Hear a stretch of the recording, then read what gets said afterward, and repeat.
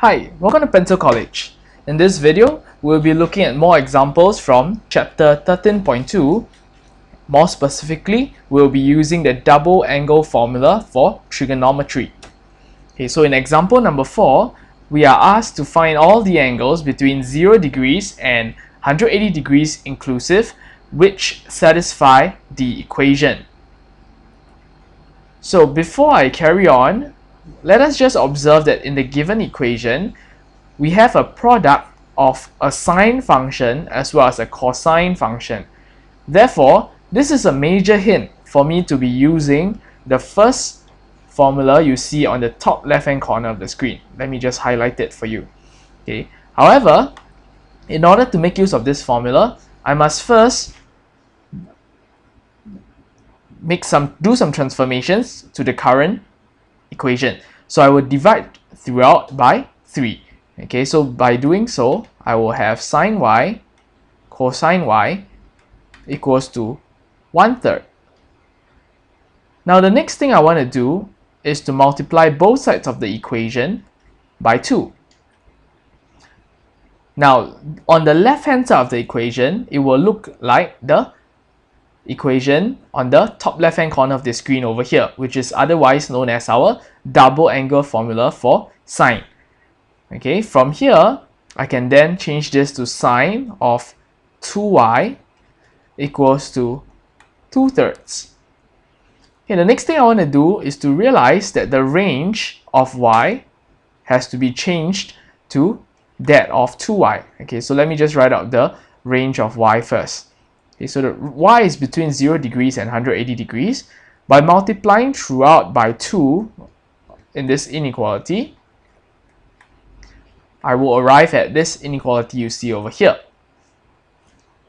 Okay, so what does this mean? This means that 2y can lie in the entire range of 360 degrees, from 0 to 360 degrees of the ASTC diagram or the cast diagram. The next thing I want to do is to draw on my cast diagram, okay, the right angled triangle.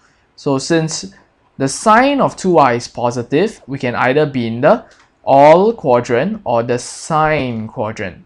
Okay, if you have forgotten this, please review the earlier videos on the cast diagram.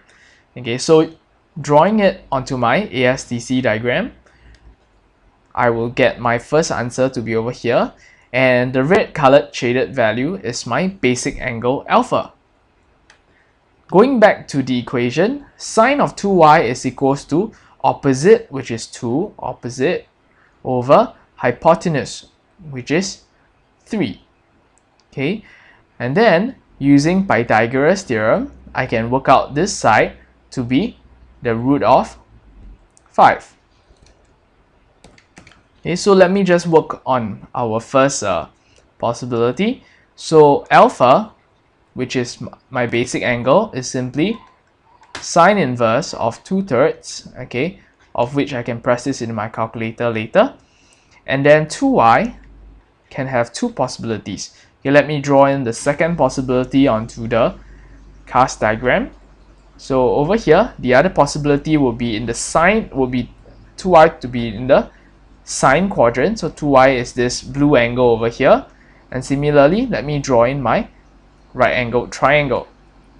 Okay, filling in the basic angle alpha. So now this is alpha. Okay, I can now go back to solve for my 2y. So 2y can be, according to my cast diagram, alpha or 180 degrees minus alpha. Okay, as you can see in the blue angle over here. Okay, now the next step before I finally move on to press my calculator is to work out what is y. So if 2y is alpha, then y must be alpha over 2, or 180 degrees minus alpha over 2. Finally, I will reach for my calculator and find that alpha is actually 41.8 degrees to 1 decimal place, and y can be either 20.9 degrees or 69.1 degrees to 1 decimal place. Okay, so this example is a direct application of the sine double angle formula. Let's move on to the next example. In example number 5, we are asked to solve the following trigonometric equation. Okay, so we are given 2 times cosine 2x minus 3 times sine x equals to 1 for the corresponding range of x between 0 to 360 degrees. Now in this equation, I realize that I have cosine 2 of x. Okay, and this is a pretty, I would say, irritating function over here because we are dealing with both cosine and sine. So therefore, what I'm going to do is to make use of the cosine double angle formula to convert cosine 2x into something in terms of sine. Okay, so as you can see from the highlighted formula over here, I am going to transform cosine of 2x to become 1 minus 2 sine square x. Okay, and let me just fill in over here, and from here I will expand out. Okay, and I will eventually get a quadratic equation in terms of sine. Okay, and the 1 over here I will shift it to the left hand side of the equation. Okay, so it's just simplifying this, I will arrive at this.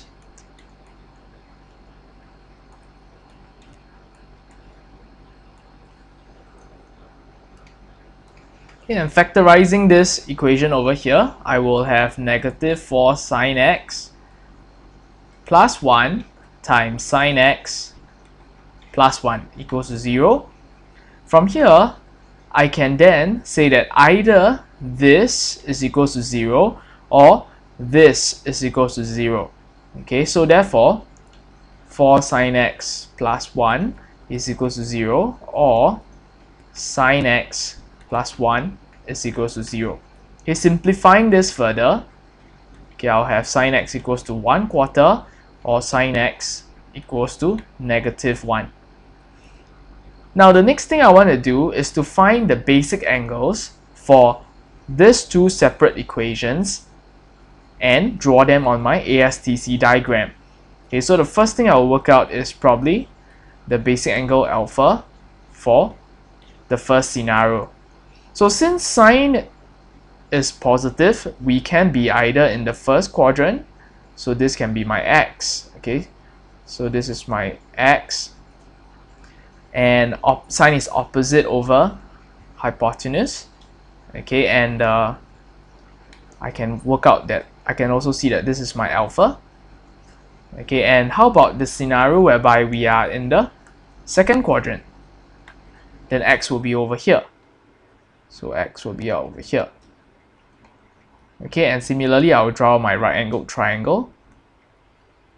Okay, and I will also indicate alpha on the diagram. Okay, so this is just alpha. So in the first scenario, we have x is equals to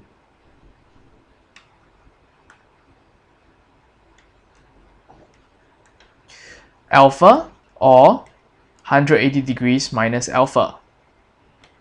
Okay, I'll just leave it as such first, and I'll go ahead to work on the second scenario. So before I work on the second scenario, let me just erase what's on the screen over here.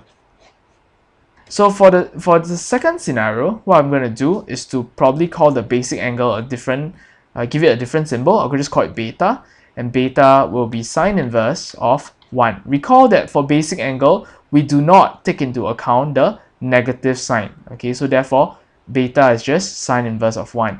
And since sine is negative, we can either be in the tangent quadrant. So this is my x. Okay, let me draw in my right-angled triangle. And in this case, beta is over here. Beta is over here. Okay, and in the other scenario, we will be in the cosine quadrant. Okay, so we'll come all the way over here. Okay, so this is my x. And similarly, let me draw in my right-angled triangle. Okay, And also let me indicate beta. So beta is just over here. Beta. So in the second scenario, we have two possibilities. We have x to be 180 degrees plus beta, or x to be 360 degrees minus beta. Okay, so using my calculator to help me, I can then work out these values of x. Okay, and the values of x are actually what you see on the bottom right hand corner of the screen over here, which are just 14.5 degrees, 165.5 degrees, and for the second scenario where you see my x over here in blue, x is actually 270 degrees for both cases. Okay, and so there you have it. For this example, we end up with 3 answers. Okay, just take note of the 3 answers. Okay, thank you for watching this video. Okay, I hope you have enjoyed it. For more videos, please log on to pencilcollege.com. I'll see you in the next video for more examples. See ya!